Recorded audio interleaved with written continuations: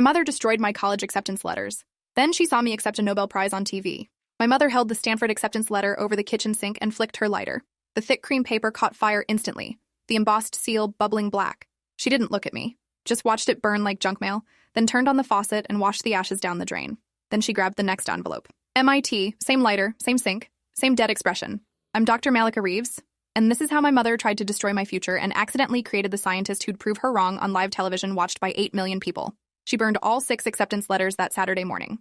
Stanford, MIT, Caltech, Princeton, Yale, Harvard.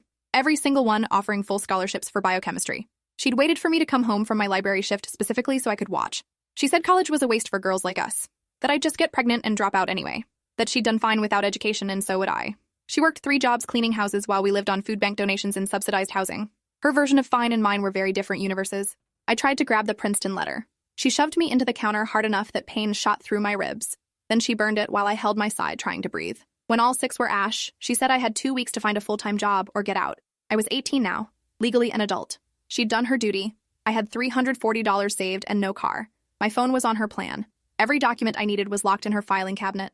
She'd timed this perfectly for a Saturday, so I couldn't even call the schools until Monday. She'd been planning this since I started bringing home straight A's in middle school.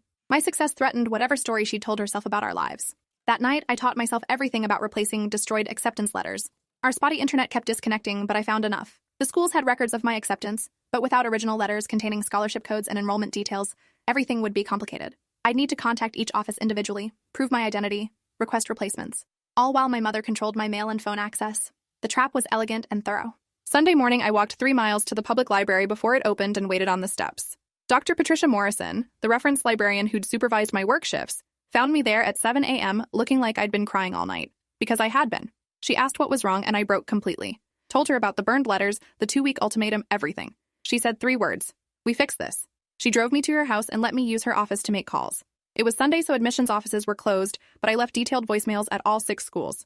Family emergency, documents destroyed. Here's every piece of identifying information you need to verify me. Dr. Morrison sat through every call taking notes. When I finished, she made grilled cheese and told me about her own mother who'd said girls didn't need PhDs. She'd gotten hers anyway and spent 30 years in pharmaceutical research before retiring. She said some parents can't handle their children surpassing them, can't celebrate success they never achieved. The validation made me cry again.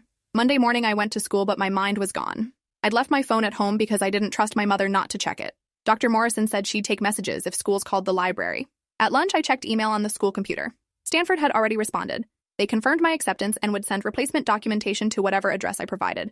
But my full scholarship was contingent on accepting by April 15th, 3 weeks away. If I didn't formally accept and submit enrollment paperwork by then, they'd offer my spot to someone else. 3 weeks to figure out housing, transportation to California, and how to escape my mother's control. My guidance counselor found me crying in the computer lab and pulled me into his office. Mr. Anderson had written one of my recommendation letters. I told him everything and watched his face cycle through disbelief to rage. He called CPS immediately, reported my mother for educational neglect and emotional abuse. The CPS worker said, since I was 18, I was legally an adult. They couldn't intervene in what they classified as a family disagreement. Mr. Anderson argued for 20 minutes but got nowhere. The system didn't protect 18-year-olds from abusive parents. We were old enough to be kicked out, but not old enough for most assistance programs. The gap was intentional. Dr. Morrison offered me her guest room that afternoon. I almost collapsed from relief. That night, I went home one last time while my mother was at work. I knew her filing cabinet code because she used the same 4 digits for everything. Her birth year. Inside, I found my birth certificate, social security card, immunization records, and surprisingly, my passport from when I was 6. I took everything, plus the only photos of my grandmother who died when I was 12. Left a note saying I was staying with a friend. A lie to buy time so she wouldn't report me as a runaway. Everything I owned fit in one backpack and a trash bag. I texted from Dr. Morrison's phone saying I'd be back Sunday, then blocked her number and never went home again. Stanford sent replacement documentation by overnight mail. My financial aid covered everything. Tuition, room, board, even a book stipend. I accepted immediately, filled out every form, sent everything back certified mail. MIT and CALTECH sent similar packages. But I'd already committed. 3 weeks of constant emails and phone calls to replace what my mother destroyed in 3 minutes. But eventually it was official. I was going to Stanford, and she couldn't stop it because she didn't know where I lived anymore. She showed up at the library 6 days later, demanded to know where I was, accused Dr. Morrison of kidnapping. Dr. Morrison calmly said I was an adult who'd left an unsafe situation and she wouldn't be providing information about my location. My mother threatened police. Dr. Morrison said call them. They'll confirm she's 18 and can make her own decisions. My mother left screaming about betrayal and lawsuits that never materialized. She tried my high school, but Mr. Anderson had already notified the office she wasn't allowed access to my records. She tried everything except the one thing that might have worked: apologizing. That never occurred to her because she didn't think she'd done anything wrong.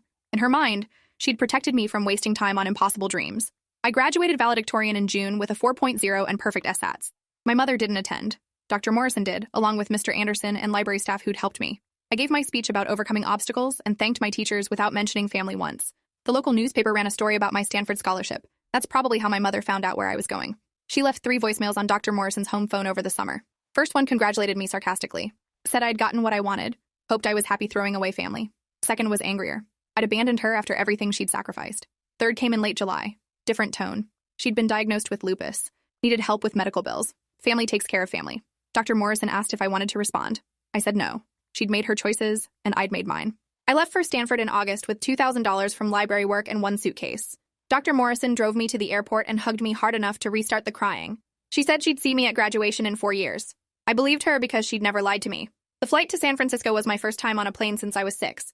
I spent it staring out the window thinking about how far I'd come in 5 months, from watching my future burn to flying toward it. Stanford was overwhelming. Beautiful buildings, students from everywhere, resources I couldn't have imagined. My dorm room was small but mine. A desk, bookshelf, window overlooking a courtyard. My roommate was from Oregon studying computer science. First-generation college student who'd fought to be there. We bonded immediately. I threw myself into coursework with intensity that concerned professors. Maximum credits every quarter. Research lab volunteer work. Part-time library job. Rarely slept more than 5 hours. Spent weekends in labs instead of socializing. Winter quarter freshman year, my advisor called me in. Asked if I was okay. I said fine, just focused. She said I seemed scared, like someone might take this away if I didn't prove myself constantly. She was right. I was terrified Stanford would realize they'd made a mistake. That my mother would show up and destroy this future like she'd destroyed the letters. The fear drove excellence but isolated me completely. My research focus emerged sophomore year in Dr. Helena Okonkwo's lab studying autoimmune diseases. She was a brilliant Nigerian immunologist who'd made groundbreaking lupus discoveries. I didn't mention my mother's diagnosis, just said I was interested in autoimmune research. She assigned me a protein project and I essentially moved into her lab. Arrived at 6 a.m., left at midnight. Running experiments, analyzing data, reading every paper on immune dysfunction. Dr. Okonkwo noticed and started giving me graduate-level projects. By junior year, I was first author on a paper in a mid-tier immunology journal. By senior year, I'd co-authored 3 more and been accepted to Stanford's PhD program with full funding. Dr. Morrison came to my undergraduate graduation like she'd promised. Thinner, slower, but same smile. Said she'd always known I'd do this. I introduced her to Dr. Okonkwo, who thanked her for supporting me. They talked about mentorship for 20 minutes while I felt grateful and guilty. Grateful for intervention. Guilty, I hadn't stayed connected through 4 years of intense focus. I promised to visit more. She laughed and said I was exactly where I needed to be. Graduate school was more intense than undergraduate. Dr. Okonkwo's lab was pursuing a lupus theory that contradicted established models. She needed data to support her hypothesis. I designed experiments testing environmental factors on immune cell protein expression, looking for patterns explaining why lupus developed in some people but not others. The work was tedious and frustrating. Same experiments dozens of times with slight variations. My first 2 years produced nothing publishable, just negative results and dead ends. Other students published breakthroughs while my work stalled. Dr. Okonkwo kept saying science was mostly failure. Every negative result ruled out possibilities. I understood intellectually, but felt like I was wasting time and funding. The breakthrough came 3rd year almost by accident. Running enzyme assays on immune cells exposed to environmental stressors when I noticed an unexpected protein interaction. Only appeared under very specific conditions, probably contamination or measurement error. But I couldn't stop thinking about it. Repeated the experiment 50 times with increasingly controlled conditions. The interaction appeared consistently. Brought it to Dr. Okonkwo, who got excited in her quiet, intense way. Said this could be the mechanism we'd been searching for. The trigger explaining lupus onset. We spent 18 months characterizing this protein interaction and downstream effects. I lived in the lab, slept on the break room couch when experiments ran overnight. My social life disappeared. My health declined from stress and poor sleep. But the data kept getting better. We were seeing clear causal pathway from environmental trigger to immune dysfunction. More importantly, identifying intervention points where drugs could interrupt the disease process. By 4th year, we had enough for a major publication. Co-wrote a paper for Nature Immunology describing findings and implications for lupus treatment. Peer review took 8 months and was brutal. Reviewers questioned methods, demanded additional experiments, pushed back hard against conclusions challenging existing theories. We addressed every concern methodically, ran new experiments, provided more data. Finally, the paper was accepted, published January of my 5th PhD year, with me as first author. The paper exploded. Our findings offered the first comprehensive explanation for lupus triggers and suggested therapeutic approaches pharmaceutical companies immediately began exploring. I started getting journalist interviews and conference invitations. Dr. Okonkwo said, say yes to everything. Visibility matters for young scientists. I defended my dissertation in May to a packed room. 3 hours of detailed methodology questions. When it finished, my committee said my work represented significant contribution to the field. I was Dr. Malika Reeves now with job offers from institutions across the country. I chose a postdoc at the National Institutes of Health in Maryland, working with a team developing lupus therapeutics based on our findings. translating basic science into actual treatments. We ran trials testing drugs targeting the protein pathway I'd identified. Early results were promising. Patients showed reduced inflammation and symptom improvement without severe side effects of traditional immunosuppressants. By second postdoc year, we had enough positive data to publish and move toward FDA approval. The pharmaceutical company funding research rushed to market. I was listed as co-inventor on the patent, which meant royalties if approved. Financial implications were staggering, but money felt less important than knowing my research might help people. Dr. Morrison died during my third postdoc year. Her sister called saying she'd had a stroke. Passed peacefully. The funeral was small, but she'd left instructions I'd be notified. Her sister gave me a box of things she'd saved from my high school years. Research papers, library photos, my valedictorian speech. She'd kept everything. There was also a letter written 6 months before her death. She'd followed my career closely, read every paper, felt proud each time, said she'd known from the first biochemistry textbook request that I was special. Never regretted helping me escape my mother's control. Watching me succeed gave her life renewed purpose after her husband died. The letter ended with encouragement to keep pushing forward. Never let anyone make me small. Family was chosen, not just inherited. I read it alone and cried for the first time in years. The lupus drug completed phase 3 trials 4th postdoc year and received FDA approval. The pharmaceutical company launched it with massive marketing highlighting effectiveness and reduced side effects. My name was in patent documentation and research papers. Journalists called for interviews. I did a few profiles explaining the science and emphasizing Dr. Okonkwo's mentorship. Mostly stayed focused on research. Drug royalties started coming. Quarterly payments, more money than I'd seen in my life combined. I paid off minimal debt, bought a condo in Bethesda, set up a scholarship fund at my high school for science students. The rest I invested. Still not believing this was real and permanent. I'd spent so many years in survival mode that financial security felt surreal. My research evolved from lupus to broader autoimmune mechanisms. Published papers on rheumatoid arthritis, multiple sclerosis, type 1 diabetes, always looking for common pathways explaining why immune systems attacked bodies. The work was painstaking but rewarding, each discovery building on previous findings. I collaborated with researchers worldwide. By late 30s, I'd published over 50 papers, received multiple grants, was recognized as a leading voice in autoimmune research. The MacArthur Fellowship notification came on a Wednesday morning in September. A woman called saying I'd been selected as a MacArthur Fellow. $625,000 over 5 years with no strings attached for my research. I thought it was a scam. She provided verification. It was legitimate. The MacArthur Genius Grant was one of the most prestigious awards in American science.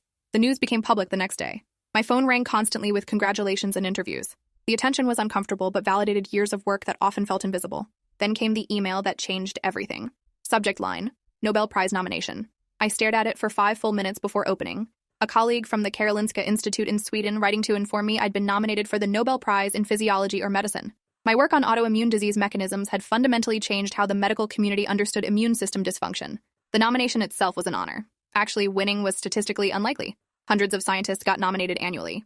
Only 3 won. I filed it mentally under nice but impossible and went back to research. My lab was exploring whether the protein pathway I'd discovered in lupus appeared in other autoimmune conditions. Early data suggested yes. We might be looking at a universal mechanism underlying multiple diseases. If we were right, treatments I'd developed for lupus could be adapted for dozens of other conditions. The implications were staggering. 6 months later, I got another email. This one from the Nobel Committee. More formal, requesting updated CV and publication list. Standard procedure for finalists, they said. My hands shook typing the response. I told my postdoc supervisor who congratulated me but cautioned that finalist status didn't mean winning. Most finalists never won. I shouldn't get my hopes up. I didn't. Or I tried not to. But some small desperate part of me that had watched acceptance letters burn 15 years ago whispered, what if? The Nobel Committee called on a Monday morning in October at 5:47 a.m. A Swedish accent saying, congratulations, I'd been awarded the Nobel Prize in Physiology or Medicine for my discoveries concerning autoimmune disease mechanisms and therapeutic applications. The prize would be shared with 2 other scientists who'd made related contributions, but my work was cited as the breakthrough that catalyzed the field. The ceremony would be in Stockholm in December. Was I available to attend? I said yes in a voice that didn't sound like mine. They said the announcement would be public in 30 minutes. I should prepare for media attention. Then they hung up and I sat on my bedroom floor trying to process that I'd just won the Nobel Prize, the most prestigious award in science, at 38 years old. For work, that started because my mother had lupus and I'd wanted to understand why. My phone started ringing before the 30 minutes were up. News had leaked. Colleagues, journalists, my research institution, everyone wanted comments. I ignored all of it and called the one person I wanted to tell. Dr. Okonkwo answered on the second ring. I said, I won. She screamed. Actually screamed with joy, and then started crying. Said she'd known when I was her undergraduate running experiments at midnight that I was going to do something extraordinary. But Nobel Prize extraordinary exceeded even her expectations. We stayed on the phone for an hour talking about the research journey and everyone who'd supported it. I wish Dr. Morrison was alive to hear this. She'd believed in me when I had nothing. Gave me the foundation everything else was built on. The media attention after the Nobel announcement was overwhelming. Every major news outlet wanted interviews. Science magazines wanted profiles. My face was suddenly on magazine covers and news websites. The attention felt surreal and uncomfortable. I wasn't used to being visible. I'd spent my career hiding in labs running experiments. Now I was being called a genius and a groundbreaker and an inspiration. The story that kept getting repeated was my background. First-generation college student from poverty who'd overcome obstacles to revolutionize autoimmune research. Journalists loved the narrative arc from struggling to success. What they didn't know yet was the specific obstacle I'd overcome, that my own mother had literally burned my college acceptance letters trying to prevent this exact future. I hadn't told anyone that story except Dr. Morrison and a few close friends. It felt too personal, too raw. But as the Nobel ceremony approached and media requests intensified, I realized this was a platform I'd never have again. Millions of people would be watching, and somewhere in subsidized housing in my hometown, my mother would be one of them. The idea formed slowly, a way to acknowledge what happened without being cruel, a way to tell the truth about obstacles without making it about revenge. I drafted my Nobel acceptance speech carefully over 6 weeks, wrote and rewrote every word, showed it to Dr. Okonkwo, who cried reading it, showed it to my therapist, who said it was powerful and healing, kept the most important detail for the end, the part my mother wouldn't see coming. The Nobel ceremony was in Stockholm in December. The venue was stunning. Hundreds of people in formal wear, Swedish royalty, international media, cameras everywhere. I wore a simple black gown and tried not to throw up from nerves. When they called my name to accept the award, I walked to the podium with my speech folded in my pocket. Started by thanking the Nobel Committee and my fellow laureates. Thanked Dr. Okonkwo and my research teams. Thanked the patients whose suffering motivated the work. Then I took a breath and told the story I'd never told publicly. When I was 18, I received acceptance letters from 6 universities offering full scholarships to study biochemistry. I was the first person in my family to attend college. I was so proud. I thought my parent would be proud too. Pause. Let it land. Instead, my mother burned every single acceptance letter in the kitchen sink, one by one, while I watched. She said college was a waste for girls like us, that I should get a job instead. She gave me 2 weeks to find work or she'd kick me out. The room was completely silent. I'm standing here today because one librarian believed in me when my own mother didn't. Dr. Patricia Morrison gave me a safe place to live and helped me rebuild my future from ashes. Literally. She passed away 5 years ago. But this award is as much hers as mine? She saw potential in a terrified teenager and refused to let it be destroyed. I held up the Nobel Prize medal. This represents 15 years of research into autoimmune diseases. Diseases like the lupus my mother was diagnosed with the summer I left for Stanford. The same mother who tried to prevent me from getting the education that led to treatments that might help her and millions of others. The irony hung in the air, heavy and deliberate. I'm not sharing this story for sympathy or to shame anyone. I'm sharing it because there are kids watching this who have parents who don't believe in them, who actively work against their dreams, who say their ambitions are impossible or wasteful. I want those kids to know that your family's lack of vision doesn't determine your future. Your potential isn't limited by their fears. My voice was steady now, strong. Find your Dr. Morrison. Find the teachers, librarians, counselors, mentors who see what you're capable of becoming. Build your family from people who celebrate your success instead of sabotaging it. And know that the obstacles meant to stop you can become the fuel that drives you further than anyone imagined possible. I paused and looked directly at the camera, knowing my mother was watching somewhere, knowing she'd recognize herself in every word. To everyone who tried to make me small, thank you. You made me resilient instead. You taught me that belief in myself matters more than anyone else's approval. And you gave me a story worth telling at the pinnacle of my career. I held up the medal again. This is what happens when you try to destroy someone's future by burning their acceptance letters. Sometimes they don't just recover. Sometimes they win the Nobel Prize. The room erupted in applause. Standing ovation that lasted 3 full minutes. I walked off the podium shaking but satisfied. The speech would be broadcast globally, translated into dozens of languages, watched by millions. And somewhere in her living room, my mother was watching her daughter accept the world's highest scientific honor while telling everyone exactly what she'd done to try to prevent it. The speech went viral within hours. Clips on every social media platform. News outlets running headlines about the Nobel laureate whose mother burned her college letters. Education advocates sharing it as proof that family sabotage doesn't have to be destiny. Students reaching out saying the story gave them hope. My inbox filled with thousands of messages from people who'd faced similar obstacles. Parents who hadn't believed in them. Families who'd actively worked against their dreams. They said seeing someone succeed despite that kind of betrayal made their own struggles feel less isolating. The validation was overwhelming. I hadn't realized how many people carried similar wounds. 3 days after the ceremony, my phone rang from a number I didn't recognize. I almost didn't answer, but something made me pick up. Silence on the other end. Then my mother's voice, smaller than I remembered. I watched your speech. More silence. I waited. I didn't know you felt that way about the letters. I thought I was protecting you. The audacity was breathtaking. Even now, framing destruction as protection. I could have screamed, could have listed every way she'd failed me. Instead, I said very calmly, you burned my future because you couldn't stand that I wanted more than you'd achieved. That's not protection. That's cruelty. And the fact that you still can't admit it tells me everything I need to know about whether we'll ever have a relationship. She started to argue. I hung up, blocked the number, sat there feeling lighter than I had in years. The Nobel Prize brought opportunities I couldn't have imagined. Universities offering endowed chairs, research institutions offering blank check lab budgets, pharmaceutical companies wanting collaborations. I chose a position at Johns Hopkins, directing a new autoimmune research center with funding to hire 20 scientists and pursue any projects we wanted. I used the platform to advocate for first-generation college students and survivors of family abuse. Started a foundation providing housing and support for teenagers cut off by parents for pursuing education. Named it the Patricia Morrison Foundation in honor of the librarian who'd saved me. We helped 50 students that first year, 100 the second. Within 5 years, we'd assisted over 1,000 young people escaping families that tried to limit their potential. Each one was Dr. Morrison's legacy extending further. The Nobel Prize money was substantial. I donated most of it to the foundation and to scholarships for science students from low-income backgrounds, kept enough to buy a house and establish financial security. Money beyond that felt meaningless. I had everything I needed: a lab, brilliant colleagues, resources to pursue questions that fascinated me. The external validation was nice, but ultimately empty compared to the satisfaction of research itself. My mother tried reaching out twice more over the next year. Once through my brother, who I'd barely spoken to in 2 decades. Once through a letter sent to Johns Hopkins. Both times trying to rewrite history, claiming she'd always supported me, that I'd misunderstood her intentions, that family should forgive. I never responded. Some bridges should stay burned. 10 years after winning the Nobel Prize, I'm 58 and running one of the most productive autoimmune research centers in the world. We've developed treatments for 6 different autoimmune conditions based on that original protein pathway I discovered in graduate school. Helped millions of patients live better lives with less pain and fewer side effects. Published over 200 papers. Trained the next generation of immunologists who'll push the field further than I could alone. I think about my mother sometimes. Wonder if she follows my work or pretends I don't exist. Wonder if she understood what she destroyed that day in the kitchen, or if she still believes she was right.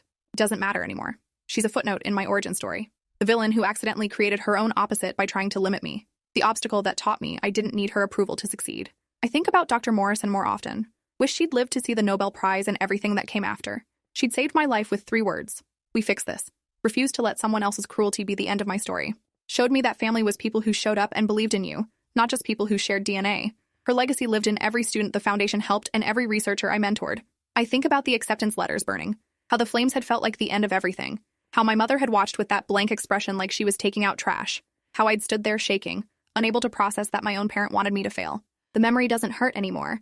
It's just information now, data about what happened and how I survived it. Sometimes pain transforms into fuel if you're angry enough and stubborn enough and lucky enough to find people who believe in you when you can't believe in yourself. My life became extraordinary, not despite my mother's sabotage, but because of it. She gave me a story worth telling. A concrete example of how family betrayal doesn't have to be destiny. Proof that burning someone's future just makes them build a better one from the ashes. I won the Nobel Prize. My face is in textbooks. My research changed medicine. Students study my methods. Patients thank me for treatments that gave them their lives back. And my mother gets to watch all of it knowing she tried to prevent it. Knowing that if she'd just let me go to Stanford peacefully, I might have been moderately successful. But by trying to destroy me, she made me determined to succeed so completely that she could never claim credit or rewrite history. Every award I win, every paper I publish, every life my research improves is proof that she was wrong. That college wasn't a waste. That I was capable of exactly what I believed I could do. That her fear and smallness couldn't limit someone who refused to be limited. The burned letters were supposed to be my ending. Instead, they were my beginning. The moment I learned that I could survive without her. That I was strong enough to rebuild from nothing. That my worth wasn't determined by whether my mother believed in me. She gave me that gift accidentally, and I've built an entire career on it. So in a way, I should thank her. For burning the letters, for kicking me out, for forcing me to find Dr. Morrison and all the other people who actually wanted me to succeed. For teaching me that the people who should support you sometimes won't, and you have to build your family from better materials. The Nobel Prize acceptance speech was watched by 8 million people live and millions more online afterward. My mother was somewhere in that audience watching her daughter tell the world exactly what she'd done. Watching me hold up the highest achievement in science and explain how her cruelty had motivated it. That image is the one I return to when I doubt myself. My mother sitting alone in whatever apartment she lives in now, watching me on television accepting an award she tried to prevent me from ever being eligible for, realizing that burning my acceptance letters didn't destroy my future. It just ensured she wouldn't be part of it. And that sometimes, when you try to make someone small, you accidentally teach them how to become extraordinary instead. This is what happens when you underestimate your children, when you confuse limitation with love, when you destroy their dreams thinking you're protecting them. You're still here, you're a true fan? Show some support with a like and subscribe to catch the next one.